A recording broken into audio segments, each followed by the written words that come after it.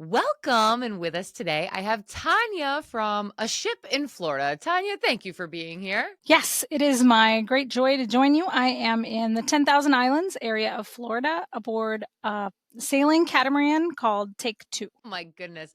Well, it sounds luxurious, but you did show me your cabin before we hit record. So I don't know. First, let's tell the audience, why are you on a ship in Florida? Well, actually, we're kind of stationary right now, but we spent the better part of a decade traveling aboard a sailing vessel with our 5 children, basically boat schooling them. And so we're currently stationary at a dock, caring for aging parents and launching a couple of teenagers. But we have done many, many trips out on the open ocean and island hopping. And most recently, we took 2 of my homeschooled nieces with us on a trip to the Bahamas. So we are a adventure travel family. Now, is your husband in the military? Is that how you got into this? No, but my husband is sort of like that Jimmy Buffett song, a son of a sailor. So he's from a long tradition of Florida sailors, and he grew up sailing with his dad on their sailing vessel.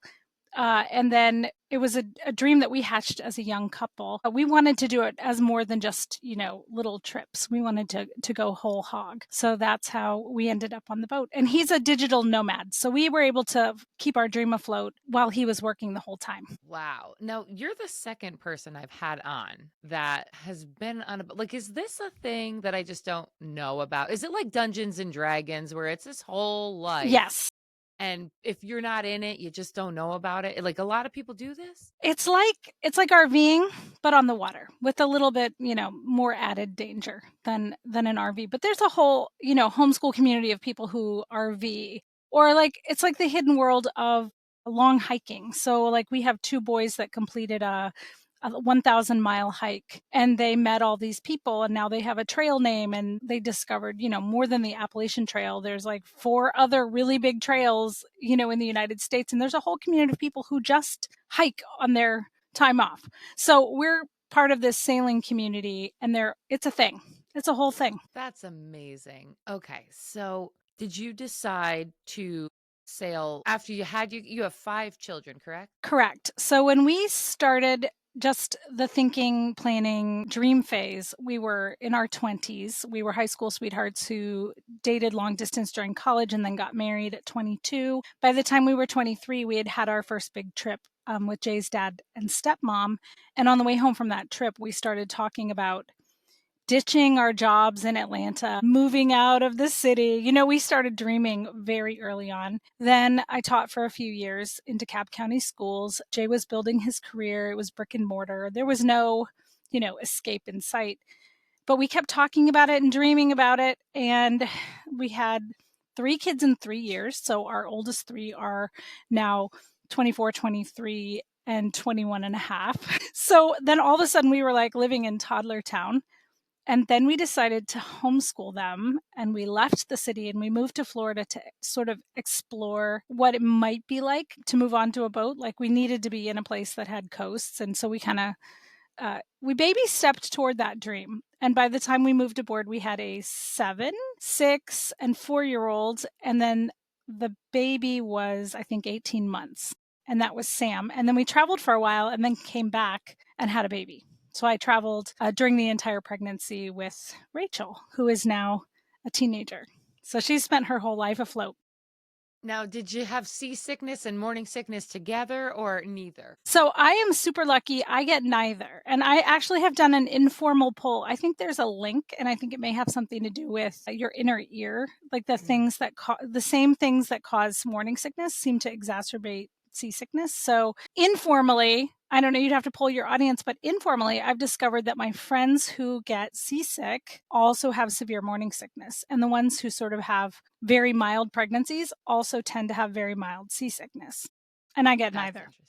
That's interesting. My son, we've now discovered he gets motion sickness in the car. So I Oh, don't it's know. terrible. I know. Oh, I know. Boat One of life ours might is not be just, for us. I don't know. No, well, there's medication. There's yeah, he medication. did a fishing charter. He's done a couple fishing charters and he wasn't seasick on those. So I don't know. Maybe it's just my driving, but that could be it.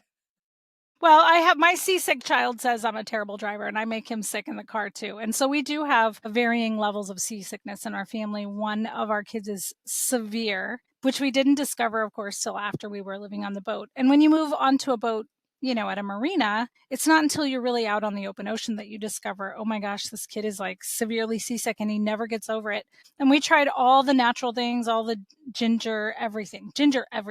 And in the end, we started medicating him because, he was miserable every time we untied the lines. Oh, and the medicine works? Yes, my husband uses Studeron, so the captain of all people, the captain gets seasick as well, and always got seasick even as a kid. It's kind of a miracle that we ended up on a boat, but this will tell you that for us, the good parts definitely outweigh the bad parts. So he obviously thought it was worth it. So he medicates with a drug called Studeron, and that seems to work. Okay. And And is works that in what your son smaller takes? doses. Yeah, it works in smaller doses for smaller Okay. people. All right. So, what was your initial reason to homeschool in the first place? So I was a public school teacher in Atlanta and I loved my job. I adored my job. It was for sure a calling. I had always wanted to be a teacher. I taught kindergarten for several years. I love teaching kids to read. I love art and music and creativity. And that system was eating me alive. And I was like, the teaching part was fine. The kid part was fine. The administrative part was terrible. The feeling that you're in some sort of meat grinder, like the Pink Floyd song, like another brick in the wall, like that feeling. I don't know if you've ever seen their music video for Another Brick in the Wall, but there's like a meat grinder and the kids get thrown in and they come out as these bricks. Like it No was, way. I'm gonna look at yeah, that now. you'll have to go back and watch that. It kind of creeped my kids out when we showed them, hey, teachers, leave them kids alone. Like that one. So I felt kind of crushed by that system. I didn't feel like from within it that I could do what I really dreamed of doing. There was so little flexibility and everything seemed to be pushing towards standardized testing. So all the teaching is so that the kids can pass a test, not for the joy of learning, not for life skills, just, to make the next milestone. And then once you finish school, you make the next milestone, you get into college, and then you make the next milestone, you get a job, and you get married, and you buy a house, and you go into debt. And then you get really old, and maybe you get to travel when you're retired, and then you die. And it's this whole system that kind of freaked us out. Yeah. So we abandoned ship, so to speak. We really wanted out in a lot of different ways. We were very boxed in this little neighborhood in Atlanta. We were boxed in our jobs. We just felt boxed in and we wanted out. And so that led to us homeschooling. I already had the teaching degree. I felt like I had the comfort level with choosing curriculum and teaching kids. Turns out that homeschooling is so much harder than classroom teaching. And I had to like unschool myself in order to do that. People are like, oh, you're so lucky you came from a teaching background. Actually, I had to really unlearn a lot of things in order to homeschool my own children. Very, very That's different interesting. different job description. And it's interesting that you say it was harder, but that's because you had to unschool yourself. And so, yeah, walk us through that. What does that unschooling look like to you? Okay, so the first day that I ever decided to like officially start homeschooling, of course, you realize after you homeschool that you've been homeschooling your children for the first 5 years. And then like some system tells you that you're not good enough to teach them when they turn 5. Like it's so crazy. So I had taught all my kids how to swim because we had a swimming pool in our backyard and I didn't want them to drown. So we had done a lot of things independently, and read books and done puzzles and done art projects with our kids all the way till they turned 5. But on the first day of school, I rang a little bell and I had a little flag and I made Eli repeat the Pledge of Allegiance because that's what you do at school, right? And then he couldn't sit still because I'm pretty sure I'm going to say neurodivergent because that's the fancy word now. My oldest is definitely neurodivergent and could not sit still. So I started teaching him his alphabet on a little chalkboard, like old school, while he sat in a little rocking chair Okay. because that's what he could do. He needed to move while he was learning, and I could customize our homeschool that way. But what I was doing was school at home, which I think many people will recognize from the pandemic because when schools closed during COVID, a lot of people did school at home. And then they said, my gosh, homeschool is impossible. This is so hard. Well, of course it's hard because you just shoved this whole thing into your living room or your kitchen and you rang a little bell and said the Pledge of Allegiance. Like it doesn't mesh with your life. So I think what happened after the first few days, after we realized well, this is kind of silly. Or like if the kid can't sit still for 6 hours a day, which is what they would be doing at school, I basically threw it all out the window and started from scratch, because you can't have your 5 or 6 year old kid saying to you, Mommy, I hate reading, because the reading lesson is, you know, miserable. So he'd be sitting next to me on the couch and he would look at me and be like, I hate reading. And I'm like, stop, stop, stop. You don't hate reading. What you hate is the arduous process of decoding, these little squiggles on the page. He loved books. He loved words. He could recite things from memory, but the actual sitting still was really, really painful for him. So we would get to the 20-minute mark and he would start squirming. I'd feel irritated. He'd feel irritated. I'd be like, hey, go climb the tree. And he would go climb the tree in the front yard, and that was homeschool. And then we would try again the next day. And lo and behold, right around 7 or 8, something magical happened and he put it all together. I still don't know how it happens, because even though I've taught lots and lots of children how to read, you give them all these little skills, and in the end, they have to synthesize everything. And that's sort of the light bulb moment that teachers will talk about. And I got to experience that with all of my children because, that was the beauty of homeschooling. That is so beautiful too, that you just get to see you're the one that gets to be there for it, like you were the teacher there for the other kids, but their parents missed out on that. Right. Yeah, and that you got to see that for your kids is Yeah, that so was that was the awesome. fun part. That was definitely the fun part. Yeah, and I'm going through that now. My son is 7, and we've been working for a couple of years now on reading. And well, of course, a 5-year-old isn't going to want to sit there and learn the letters. And even now, I mean, he still can't read, like he's reading. It takes him a long time. And, so he's sounding it out and he's still getting things wrong. And so it's like, and he just turned 7 a couple months ago. So, but you're right. It's like, well, now is when the brain is making those connections that at 5 and 6, he wasn't old enough to do.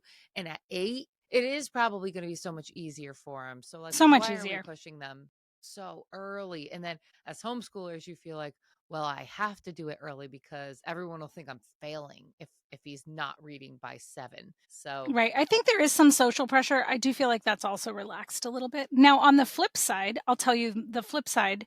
I had 2 boys and then I had a girl, and I was always pregnant and nursing simultaneously, but by the time I had the girl, I had a little bit of breathing space. And so I had read a book by Gary Doman, Glenn and Gary Doman. I can't remember, the last name is Doman, and it was Teach Your Baby to Read. And I was so lit up by this book. And it was basically like, why not teach your kid to read when they're in their major language learning phase, which is before 5? And they had this whole method that was not oppressive at all and not like forcing something on your child. Your child's brain is a sponge between 0 and 4. They're basically memorizing language, and all language is symbolic. So their principle was, you're telling a kid what a duck is. For example, you could be at the pond and say, look, it's a duck. Or you could show them their rubber duck at bath time and say, look, duck. And you're showing them a picture of a duck and saying duck. They're learning the word duck, what a duck looks like, quacks like a duck, walks like a duck. And why not teach them what the word duck looks like? It's, okay. you know what I'm saying?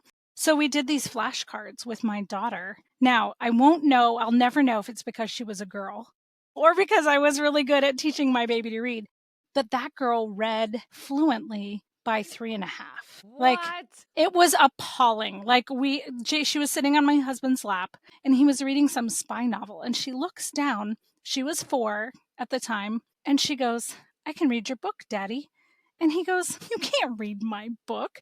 And she starts reading out loud, and he quickly closes the book because it's not like a G-rated book. And he was like, oh my gosh, my 4-year-old can read. So I Wow. had the time and energy with her to put into the sort of basically memorizing the English language, and her little brain did the rest. So for any parents out there, there's a million different ways to homeschool. Mm. My boys learned to read on a delayed schedule. My daughter learned to read at 4. My 4th son never was going to ever learn to read, but I motivated him with superhero books, like easy readers. And we're super clean eaters. And so he wanted Superman ice cream every time we would go to an ice cream shop. And it's full of red dye and blue dye and yellow dye. It's just vanilla ice cream, but looks like the Superman logo.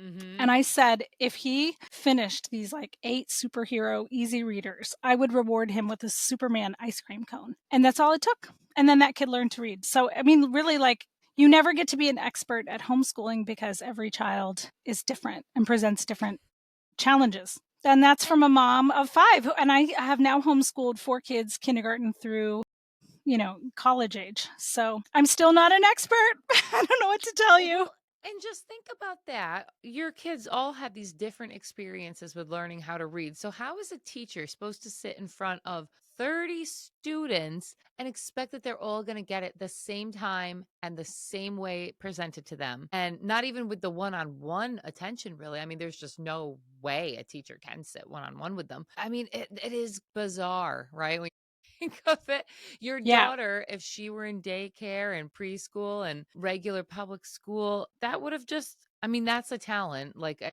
I don't think every baby is Mm-mm. going to learn to read by 4 with the method, but there's something about her and the way that method was presented to her and it clicked, and that would have totally been missed. It is really wild to think, like all the kids that are in school that might be like these geniuses in some area, and it Right? just, They're just falling through the cracks because we yeah. don't have enough one-on-one attention. Yeah, and it's true that so as an elementary school teacher, I can tell you that it's a lot like throwing mud on the wall.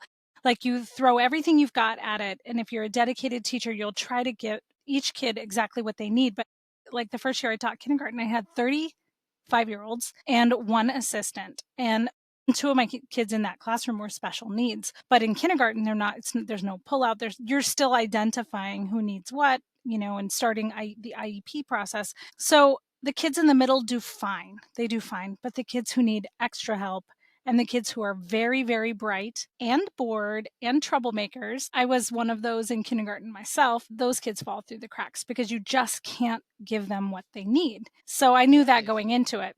There's just no way. There's not enough Mm-mm. resources. Wow. Okay. So you teach it. Now, this is something I thought about today. Since you were an elementary school teacher, kids at that age, at 5 years old, they really need a caregiver. Like, in their life, they don't need to know all their colors at 5. They don't need to know all their shapes and numbers, but they do need a caregiver like all through the day. And I guess I had never thought about it before until I started like writing an Instagram post. And I'm like, I look at my kids and I'm like, they really need me like all throughout the day. Like, I need a hug here. I need a little support here. Mm-hmm. Did you like, what do you think that's doing to the kids? Or what did you see? What did you experience? Like, are there these kids that are just like, I really want my mom right now to be away from my mom? And now kindergarten is a full day. Back when I went to school, it was a half a day. Now it's a full day. So a 5-year-old is in school. And I think we even have preschool full day at the school down the road from me. So at 4 years old, they're with a mom all day long. And it just seems a little bit different than daycare too, because it's like they're just shuffled off on this bus and they're not in a home. I don't know. What do you think that does to the child's psyche, to their emotional level? Well, children were not made to be raised in litters. Mm, So, like a cat or a dog might have 10 uh, kittens or puppies, and they're sort of biologically geared to be raised in a litter, but human beings were not made to be raised that way. Like it takes 18 years of dedication to raise a really good human being. So I can't even imagine. Like I had a litter essentially of 25 kids, some of whom would accidentally call me mom. And then I got reports back from parents that they would occasionally get called Mrs. Hackney. So there's a little bit of confusion there between mom and teacher because you spend so much time with these kids. And of course, I was bonded to them, but imagine being a kid and you're, with your mom and then you're torn away and then you're with your teacher and then that's only for a year and then you're with the next teacher. I think that we're going to have I think we're having serious attachment problems. And I think it yeah. is creating trauma. I really don't think human beings were made to be raised that way. And also, if you think, I'm sure you've dealt with this in lots of conversations with homeschoolers, people will ask you, but what about socialization? And you're like, good God. So, first of all, we weren't meant to be socialized, we were meant to be sociable. If you've looked at a classroom full of children, that's what socialization looks like. It looks like your kid in an artificial setting with 30 other 7-year-olds or whatever. And that's who they're going to be like. Whatever those kids are like, that's what your kid is going to be like. That's socialization. And so when people would say, what about socialization? I would say, well, I've seen what socialization looks like and I'm not that interested in it. I would rather my kid be raised in a more natural setting where they have the ability to have a conversation with someone younger than them, someone older than them. I want them to be able to converse with adults and make eye contact with strangers and make friends with people from all different walks of life. And that doesn't really happen in the artificial setting of school. Right. And, my teachers always told me, stop socializing. You're not Stop here to talking. socialize. Exactly.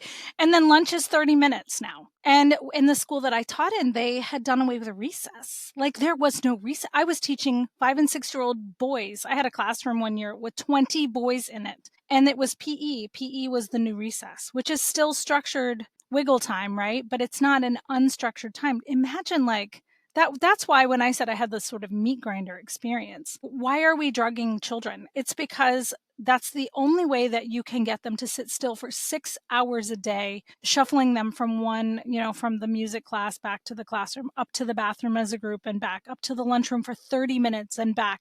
Like you're forcing them to do this very artificial thing that they were not meant to do. And the only way to get them to do that, especially boys, is to drug them. Yeah. I know I'm very critical about this whole system, but it's because it's like working in a restaurant where you've had like the health department come in and there's rats and roaches in the kitchen. You don't eat there. Right? Like I've seen how things are happening there and I'm not interested in throwing my kids into it. Absolutely. I mean, we were just eating dinner before I came down here to record, and my 7-year-old is sitting next to me, and he is just moving, moving, hitting the table, hitting the table. I was like, Oh my gosh, I I remember am that. going to send you down the driveway and back 3 times because we're on a big hill so that you can get that energy. And he's been outside all day. He hasn't even been in a classroom. He was outside working on the dirt bike. He was on the tractor. And this is still a kid that can't sit still for it. And we don't do sodas. We don't do I don't know. Can you imagine? You know what? I wish we could bottle it. If I could just take all of that extra energy and then drink it at about like 2 o'clock in the afternoon, right? When Right? I'm starting to like hit my energy dip, I'd be like, hey, I'll tell you what, you sit still and I'll drink your energy and then we're going to be good to go. Yeah, It's I crazy. think They have so much energy. he would definitely have issues if he were in school. I know it. And, especially with the sarcasm that he thinks is funny, but it's really sarcastic and it Because he isn't. hangs out with adults, right? He has adopted some adult sense of humor and they crack you up all day long, but you're like, I might have ruined this kid and they cannot ever go to public school. If I ever put this kid on a bus, they're going to be in so much trouble. So, okay, so that brings me to a good point there. How have your kids dealt with being on the boat, right? Because that was a big fear of mine in the beginning. Are my kids going to resent me for the lifestyle that I am choosing, the childhood I'm giving them? How do your kids feel about it? You have adults now, essentially. So, how did it I go? do. I know. I've kind of graduated a few, so I'm on the other side of it. I can look back over my shoulder and tell you what I've learned. So something interesting that I realized pretty early on is that I have the perspective to compare my childhood with their childhood, but they don't have that perspective. For them, I am defining normal for them. So people will always stop Rachel, especially because she was raised on the boat like, from the time she was in utero, she was on our boat and has never lived in a house. They'll say, "Oh, that's so amazing that you had that childhood. What was that like?" And she'll be like, "We did school, we did chores. There was no air conditioning sometimes. It was hot. Sometimes I was seasick." And I'm like, "Okay." And she goes, "Oh, and sometimes we climbed volcanoes and swam with whale sharks and went snorkeling every afternoon." And people are kind of amazed by that, but for her, it is the most normal, boring thing on the planet. And she does not know how to answer people because for her, it's just normal. It's normal that we moved from place to place. It's normal that we would meet up with friends wherever we went. It was normal to swab the deck. It was it was just normal. That was her life. And so I felt a lot less guilty after the first few kids of like, oh, what are we doing to our kids? We're ruining our kids. And I thought, I'm going to give them the kind of childhood I wish I had had. And they won't know the difference. I mean, we changed the way we did holidays, we changed just everything. I really, really wanted to break some of the negative generational patterns that were in my family and Mm. really start over. And I don't think you can start over any more than cutting the lines and like sailing away. You're really making a clean break, literally and figuratively. You couldn't find me if you tried. Exactly.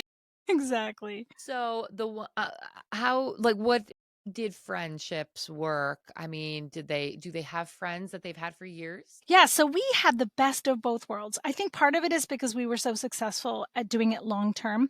A lot of the sailing families are doing a sabbatical. A lot of the RV families are doing a sabbatical. They're like, hey, why don't we save up some money and do this for a year to have some really good family adventures and then go back to our regular life? Maybe they'll put their house up for rent or, there's lots of different ways of funding it. We wanted to do it forever. Like we cut all ties. We sold the house, we sold the car, we sold 90% of our crap, and we took off.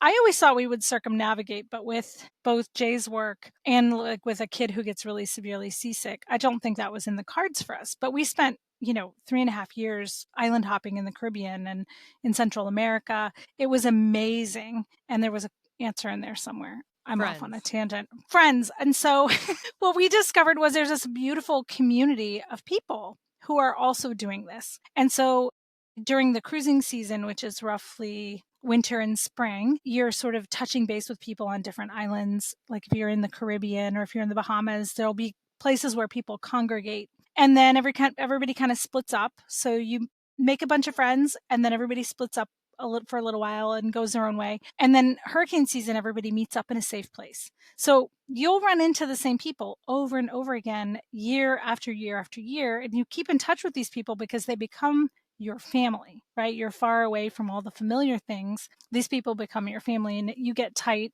and close really fast. And then we would come back to the same places. So we had spent many seasons in the Florida Keys, and there's a really beautiful homeschool community there. So our kids had long-term friends in the Florida Keys, and then they had these short-term friends that we would touch base with every time we were traveling. And then we would keep in touch, and we would do road trips in the US and then go visit all of our sailing friends who had gone back to land. And then our teenagers, when we came back from the Caribbean, our teenagers wanted to settle back in the Florida Keys because that's where their friends, their long-term friends had been. So we did that for a few years. We kind of we were basically stationary either on a mooring ball or in a marina so that they could do the sort of normal teenager thing. Wow. So I'm just trying to picture like so you dock your boat, you have to pay rent to keep it docked somewhere, but you sleep on it every night, Mm-hmm. even though it's not necessarily moving for the season or whatnot. Like even in hurricane season, would you leave and go stay in a So we've place done a that lot stays of still? right. We've been doing this for 17 years. So we've spent hurricane seasons about everywhere you can. Usually if we're not in the hurricane zone, we would just stay on the boat. Occasionally, if there's like a really big threat, we could easily get off the boat. I'm trying to think. I don't think we've ever had to evacuate. We considered it a couple of times. One time we tied up in the mangroves, so we enacted like a hurricane plan where we would not want to be near other boats or near land or near buildings that, or near big trees where there could be damage. We would tie ourselves off in the mangroves all by ourselves. We've only had to do that once. We've been in hurricane places like we've been up in the Chesapeake during a hurricane where we didn't have to worry about it because we were really far inland, like up the Potomac River for a hurricane season. We did a hurricane season in Grenada, a hurricane season in Panama, and that's far enough south that you don't have to worry about hurricanes. And we did a hurricane season in Guatemala and found 9 other teenagers, amazingly boat kids that were teenagers. So our kids had gobs of friends for several months in the Rio Dulce, which is way up this river, so you don't have to worry about storms. We've weathered 6, 7 named storms on the boat, but never seen more than like 60 knots of wind. Anything more than like a category 1, I would not want to be on the boat. It would be terrifying. Yeah. Wow. So what are some of the places that you've traveled? You've named a couple there, but I did. So we traveled up the East Coast. So we've done the East Coast of the United States as a history field trip. Fabulous. Like, swapping the school at home for homeschool means that you can turn everything into a learning opportunity.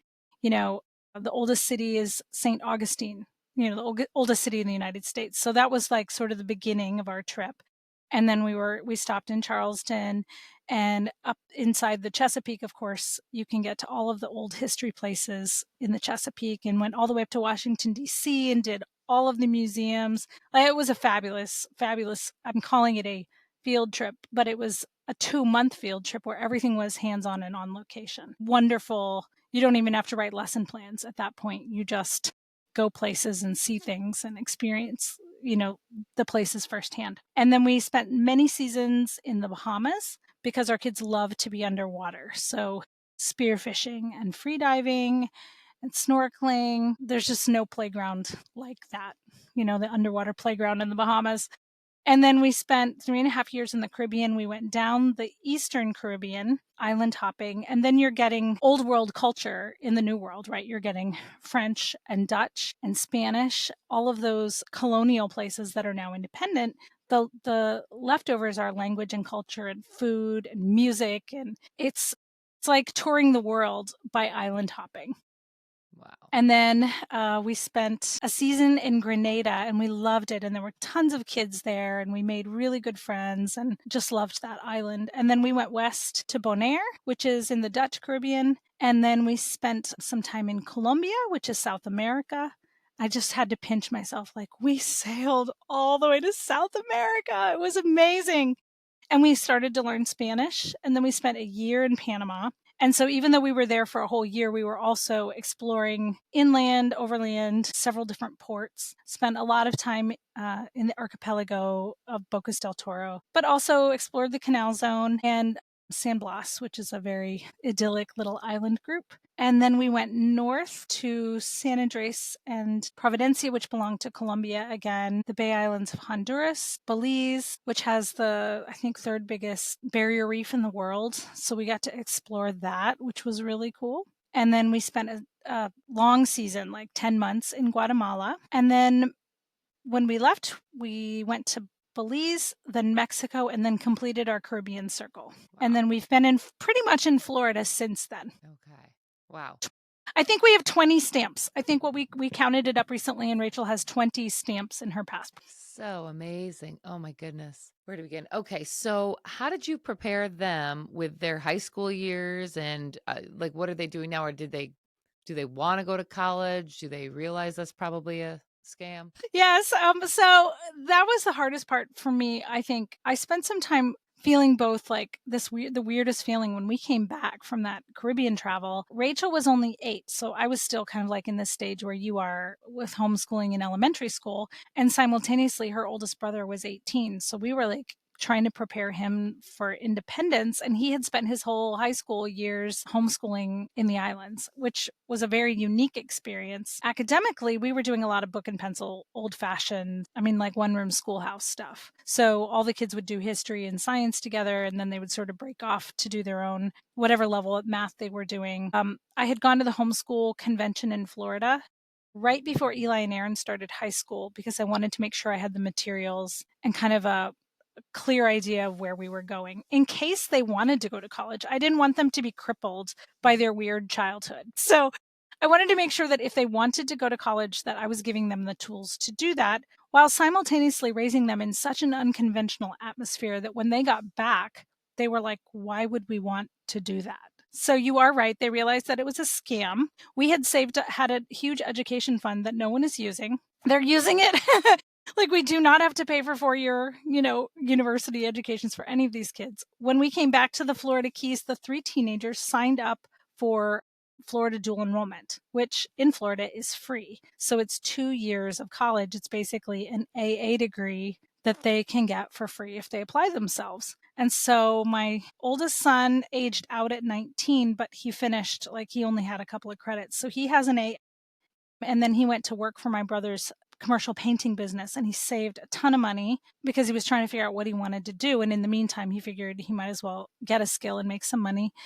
And he ended up wanting to go back to school, and he went and got his EMT and works. He just got a job with emergency services, which is super cool. So he's done a couple of shifts on an ambulance, and he's getting his paramedic. And he thinks he would like to do disaster relief, which would be very cool. And he's got a very cool head, so I can totally imagine him doing that.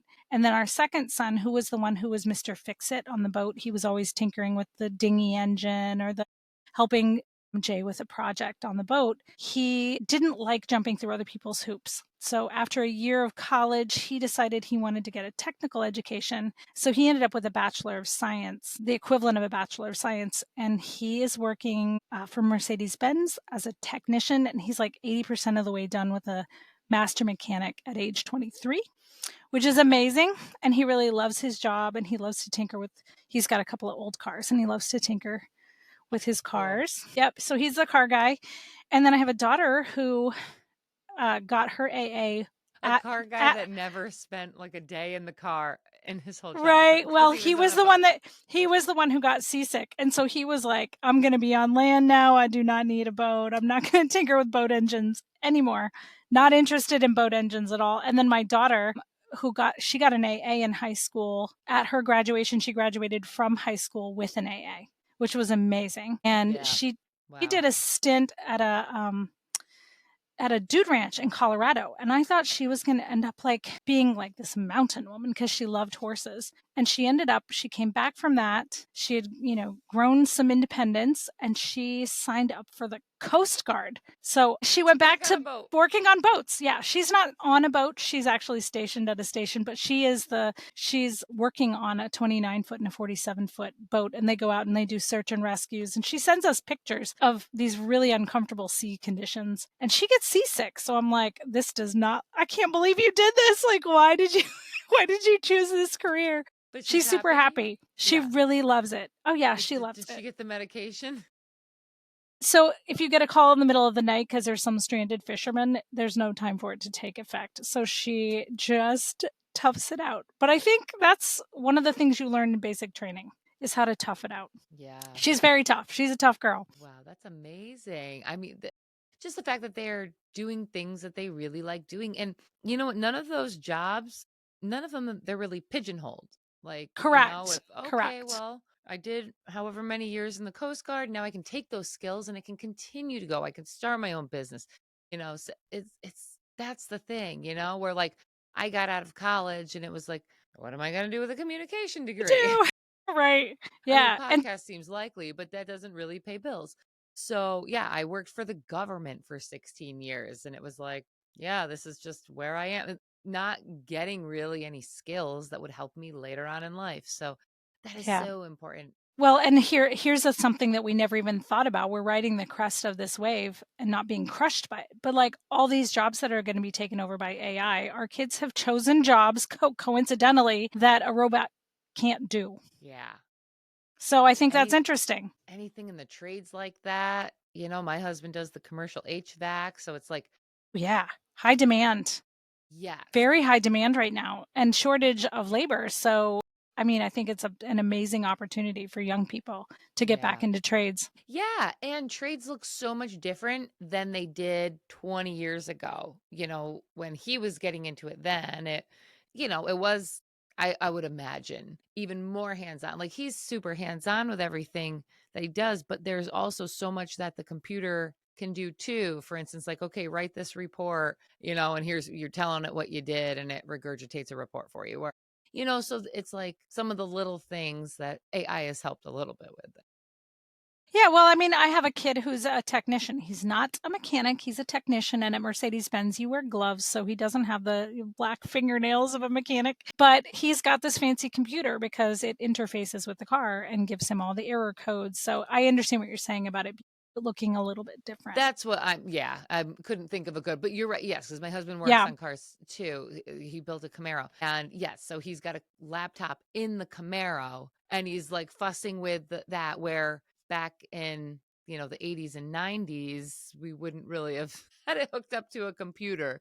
You right. just got in there with your tools and switch it. But yes, you can program things. I won't be, but yeah, so it is very different. And that's kind of hard to prepare your kids with. When you were kind of creating their lesson plans in their high school years, I know they had the dual enrollment, so at least you didn't really have to worry about what they were learning through the colleges. How did you supplement, or what did you feel that you had to make up for to get that high school diploma part and so that they were ready for this ever-changing world of technologies? Right. So I had taken a seminar when I went to the Florida Homeschool Convention about writing high school transcripts.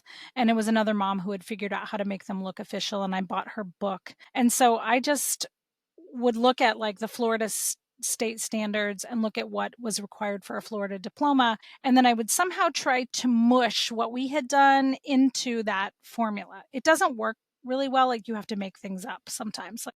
So if you're traveling through the Caribbean, you're studying history, like the colonial history of the New World, like we were getting French history and, you know, the Spanish conquistadors and we're walking in their footsteps and we're interfacing with all of these first peoples, like super interesting. But how do you write that as a history curriculum? So, like I was giving my courses a name, but the coursework, I mean, like we went to a banana plantation and learned how they grow bananas. That's not in the Florida state standards for 10th grade. So it was very hard to make what we did fit Mm. the Florida curriculum. But you have to a certain number of language arts credits and a certain number of math credits. Math is easy because like we did Life of Fred, which was great because that, I don't know if you know Life of Fred. It's like a ridiculous curriculum where it's like story based, but everything is like a real world problem. Okay. And then we supplemented with sort of old fashioned curriculum when Fred wasn't quite enough. But it was book and pencil. And it was like I spent $700 and homeschooled 5 children, K through 12. So Wow. because it's not consumable, it's just book and pencil. You read the chapter, you answer the questions. You read the chapter, you answer the questions, you take a quiz at the end, and voila, you know math. So Wow.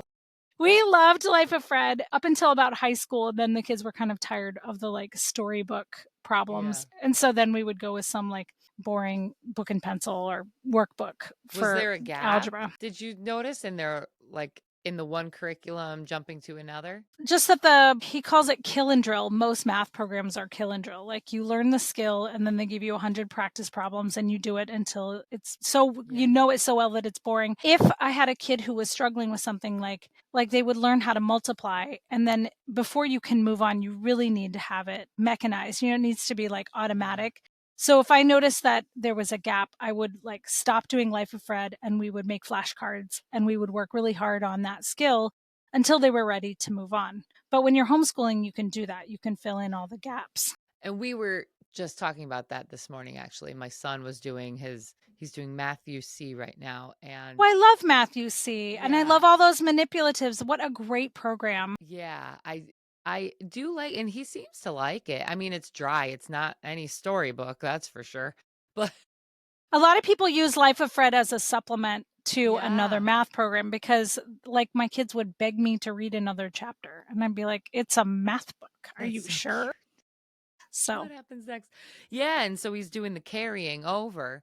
mhm. So, he was having like he would get it, and then the next one he would kind of forget what he did. And I said to him, or like he did a whole page while I was in the shower and I came back, I was like, I didn't really do this right, buddy. So we slowly went through, and normally he does 2 lessons a day.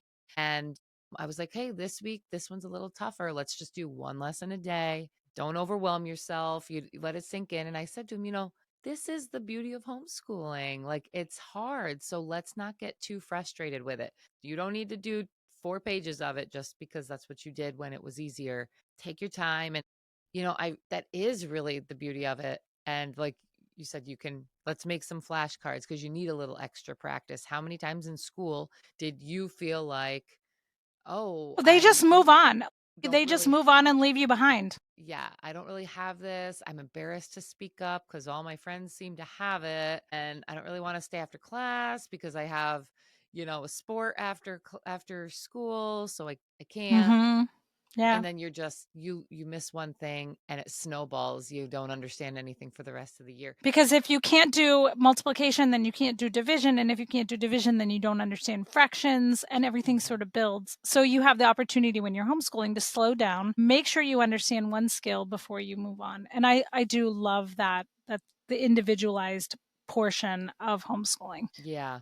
And you brought up a good point earlier too, which I kind of forget to talk about now that I'm, 2.5, 3 years into this podcast. But in the beginning, it really shocked me to learn like, wait, you can do science and history with your 5-year-old, 8-year-old, 12-year-old, and 16-year-old. Like you can do it all with those ages. That's crazy. But, you had kind of touched on that. Why don't you tell people, especially who are new to homeschooling or want to homeschool, how that works and what it looks like? So there are a lot of curriculums that kind of take a one room schoolhouse approach. I'm trying to think what my sister in law uses. So my brother homeschools his kids, and my sister homeschools her kids. I think it's crazy that our whole generation is like doing this. But so I have 2 siblings, and they both homeschool their kids. My brother homeschooled 10 children, 5 boys and 5 girls, with goats and chickens and a little garden in a suburban house, like 30 minutes from where I am right now.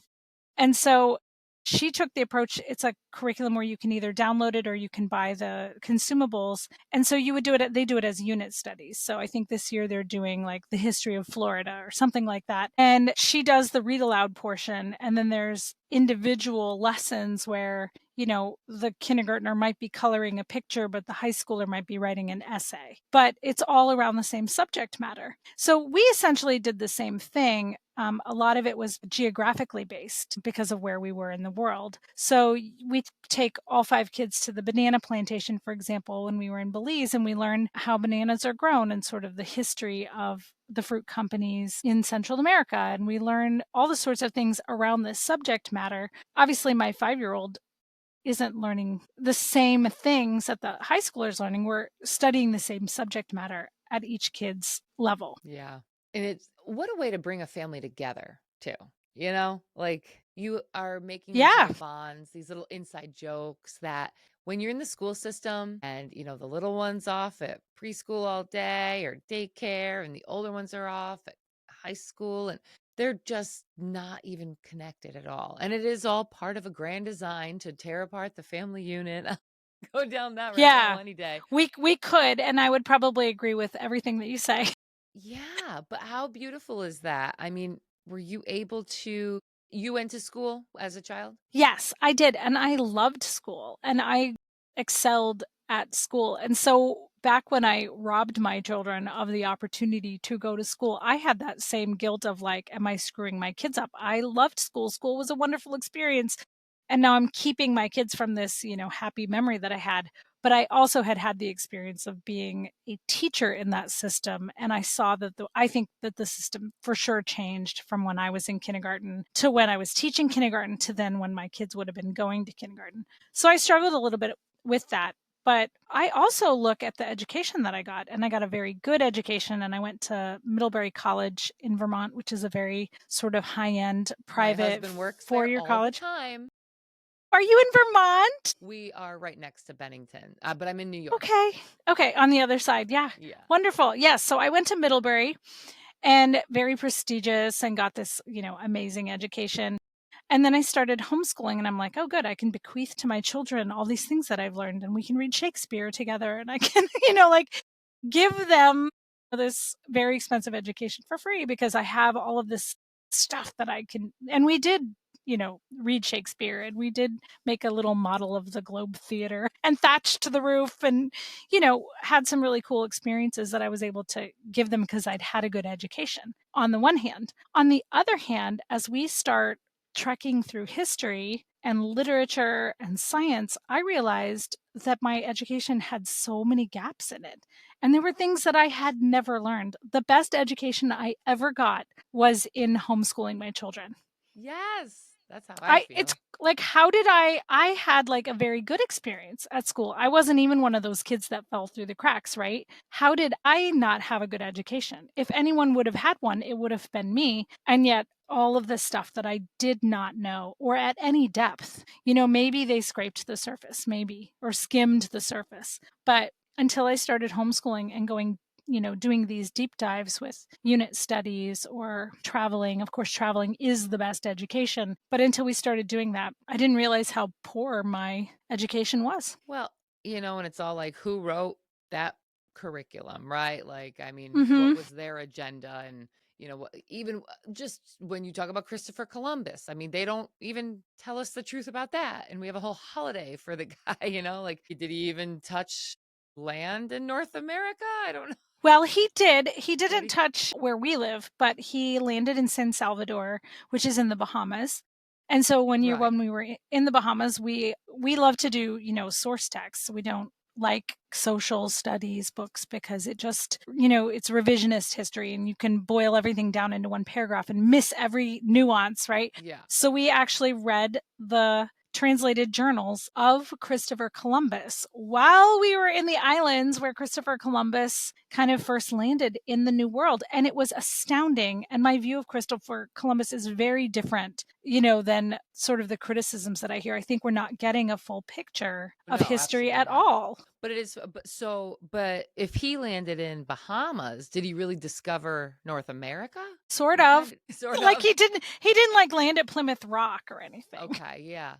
No, I But I mean, think yeah, that's what we feel like when we celebrate sure. Columbus Day. We think like, oh, he's the first one that found this and, where we live, America. Well, right. Well, and America is named for Amerigo Vespucci, and Amerigo Vespucci never landed in South and North America either. He explored a little bit in South America, but See, I didn't know that. yeah, he was more like a novelist than an explorer. He came back from his exploratory trip and wrote these fantastic stories, and that's how we ended up getting referred to as America. I knew Isn't that that funny? our name was from him, but I didn't know that Yeah. he also never touched North America. Meanwhile, the Meanwhile, the Indians are over Vikings, here like, hello, right, and the Vikings were here like 1,000 years before Columbus. Okay, so what happened to them? Why didn't they stick around? Well, as my 8th grade history teacher would say, they didn't take good notes. He said that a lot of things had been discovered and forgotten because it wasn't written down. So I guess the history is written by the victors and the ones who take good notes. So that's interesting. So, like, where did then did the Native Americans take over and leave? So I have a really good book recommendation. I don't want to like commandeer the conversation to the early history of America, but one of the books I read aloud with my kids was A Voyage Long and Strange by Tony Horwitz. Okay. And you start to learn like there's this huge gap in our education from like what happened between when Columbus landed in quote unquote North America, when he landed in the New World, and when we established our country. There's a massive gap, but he talks a lot about the Native Americans. He actually it's part travel memoir, part history, and it's very, very comedic. There were some like slightly inappropriate parts that I kind of would like skip over. You're reading like one sentence ahead if it has bad language. But it was one of the best history books that I ever read with the kids because it really gave a much bigger, better picture of like what was happening in America between 1500 and 1776. Like So that's a that's long time. That's that's what we're 200 and reading something right. years. Yeah, I'm reading that right now with the Tuttle Twins. They have the Tuttle Twins America's Perfect. History. And Yes. what's awesome is I'm listening on audio with my sons like when we're in the car. Perfect. So we miss some of the pictures, but he's only Yeah. 7. So I'm like, we'll probably do this every year just For to sure. but it's so cool because now, so I'm up by Middlebury and I'm over in New York, but we're right by the Hudson River. We're right by anyone that listens to my podcast now is probably like, oh my God, shut up about this Hudson River because I like can't, they never taught me anything about it in school. I'm like Right. so mad. Like you didn't teach me a thing about it. I've been going over this water a million times in my Right. life and you've never taught me one thing about it. And then I start looking into like homeschooling stuff and I'm like, there's so much history right here. Mm-hmm. But so in the Tuttle Twins book, it's talking about First World War. And they're like, oh, World War I. And he goes, no. There was a war before that. And it's the French and Indian War. And I'm sitting here 41 years old and I'm like, I don't know who fought in that. Like, why would the French and the Indians be fighting each other? Well, then the book, Tuttle Twins book goes to explain, no, it's from the British perspective. So Indians and French were fighting the British and they were on, US territory or whatever it was at the time, fighting each other for that territory. And I'm like, that's even more history. So then there happens to be a homeschool day next week at the Fort William Henry up in Lake George. That's so exciting. Let's go. Yes, that's what I'm that talking was the about, like French and Indian War. hands-on history. My whole life, I thought that the Fort Henry, well, I can't even say my whole life because I probably didn't even think about the American Revolution until the musical Hamilton, right? Right. I wouldn't have even been able to tell you what that war was. Well, that's great. I've been That's to the my birthplace education. of Hamilton in the Caribbean. Yes, Yep. you're right. We visited And I his only know house. that from the musical. Mm-hmm. Yep. Well, we learned about Hamilton because we were at the island where he was born, and so that was our little entry into that part of history. But there are touch points all over the place, and the world is small. So you've got this really exciting homeschool history thing coming up. Yeah, and it's more like hopefully you can see how excited I am about it, because I'm like I thought that was the American Revolution, that the Fort William Henry, that's more the stuff like the Battle of Bennington Right, right, right. But the American Revolution. So, and it I predates. just was learning about that because we just camped in Woodford, Vermont a couple weeks ago. So, Yay. yeah, I can honestly say I have learned more in a year and a half of homeschool, 2 years of homeschooling my son than I ever did in 13, 14, 17 years of school. Yes, I had that same experience. So sad. Yeah. I mean, we learned other things. Some were good and some were bad. Yeah. Now, tell me about, you wrote a book, right? I did. I did. Tell I me wrote a about book. that before we wrap up and forget, because I Sure, want to hear about absolutely. this. So I've always been a writer, just forever, and did creative writing at Middlebury. And then I wrote a blog. So our blog is at www.take2sailing.com. And if you wanted to go all the way back to 2008, like when we were even just thinking about buying a boat, I think the first blog post is from 2007. You can see like our whole thought process when we were doing this big scary thing and how scared we were and how hesitant we were to like ditch the American dream and go, sailing with our kids, because that is a big scary thing. So that blog goes all the way back. And we wrote, both Jay and I wrote for that. And then later on, our kids would contribute. Our son Sam, after he did his, 1,000-mile hike of the Florida Trail, he's actually getting ready to write a really good blog post to kind of like keep the blog up and let people know what the kids are up to. So that part is free. And then when I wrote my book, I didn't want to simply like write down the blog and publish it. I wanted to do something different. So the book has a little bit more, a little wider appeal than like if you want to go sailing with your family. It was more the philosophical journeys that went alongside the physical journeys. So anybody who is interested in trying something new, in doing something big and bold, in breaking the mold, in getting out of the house with a white picket fence mentality would be interested in a book like this. So it's called Leaving the Safe Harbor: The Risks and Rewards of Raising a Family on a Boat. And each chapter is named for a nautical idiom that people use every day, like in close quarters or rocking the boat. Like these things that we say all the time have a very deep meaning for me. So I took these nautical idioms and wrote a chapter about each one.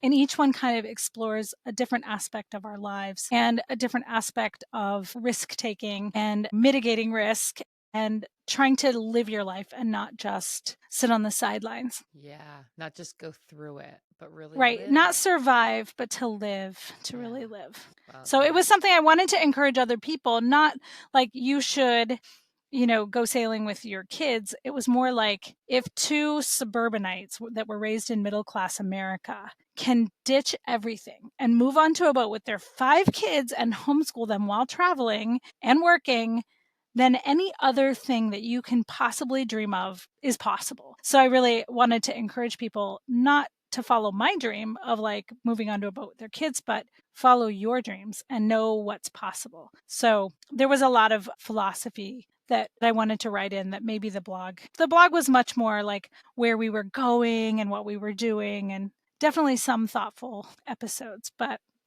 the book is different. Yeah. That sounds awesome. I will put a link to that in the show's description. Oh, thank you. And yeah, so people can just check that out. And coming from working in a cubicle for 16 years and taking that leap to leave that and homeschool the kids and like stay at home, bake sourdough bread. It's like, Yay, I sourdough. never would Yep. have thought that would have been me, but it is so just living alongside your kids. It's just so nice. And they drive me nuts, but it is so nice. It's very rewarding and very much like what I say in the book about living on a boat. Everything is really hard. Like we chose a really hard way of living, but the lows might be lower, but the highs are higher. So, yes, we're all crammed into this boat, and sometimes it was really, really hard. And sometimes there were storms at sea, and sometimes things were breaking. But sometimes we were, I think I mentioned earlier, like climbing volcanoes and swimming with whale sharks and having these incredible, intense, beautiful experiences with our family that made all the hard things worth it. My oldest son, we were sitting around a fire one Christmas with my brother's family, and somebody asked him a question. And the way he answered, it just made me cry. He was saying that living on the boat, he said even though he loved the nice parts, he said that now that he's an adult, he's actually really thankful for the hard parts because it shaped who he is as a person and made him tougher. And he looks around and some of his peers are kind of sissies, like they just can't deal with difficult things. And he's like, we lived in the Florida Keys without air conditioning for a whole year, or we've been in storms at sea, or we, like ate whatever we could find under the floorboards if we hadn't been to a store for a really long time. Like we got really creative. It made him a tougher person. So all this time I've been hoping, like, oh, I hope they remember the good parts. I hope they remember the good parts and forget the bad parts. It turns out that even the bad parts are the good parts. Yeah. This was very good news for me. Yeah. That's something I think about too. Like, are we making their life so comfortable because they don't have to wait for the school bus or, deal with that bad teacher all year? But you're right, they learn it in different ways. Sure. They don't always get what they want. I assume that you have some system, like you can't live with your children if you don't like them. So there have to be rules and consequences, right? That maybe if you send your kids off to school, you can get away with gentle parenting.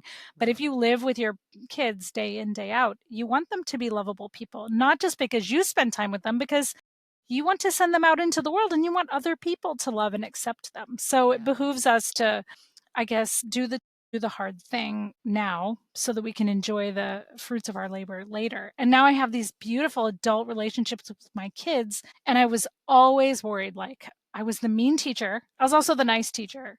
I was the only teacher. And I'm like, are they going to be bitter or angry or have to go to therapy because of what we did to them? And it turns out that we're friends and it's wonderful. And my two oldest boys, who we happen to be living near them right now, where we're docked, and they come back for pizza night every now and then on take two, and we all sit around and have pizza and play board games. And I'm like, this is what I always dreamed of. And I'm sort of have to pinch myself that we accidentally achieved it by doing hard things. Oh my God, that's so beautiful. Well, I think that's the note to end on. This was such a Oh, it's a wonderful good one. episode. Tanya, thank you so much for sharing your journey. I hope people check out your book. I will put that link in the show's description. Thank you for being here today. Well, thank you and good luck to you because you're in the part that I now look back so fondly on and wish that I could go back and like relive the days when my kids were little. Even those days that they were driving me crazy. Those are the days you'll look back on with nostalgia. Thank you.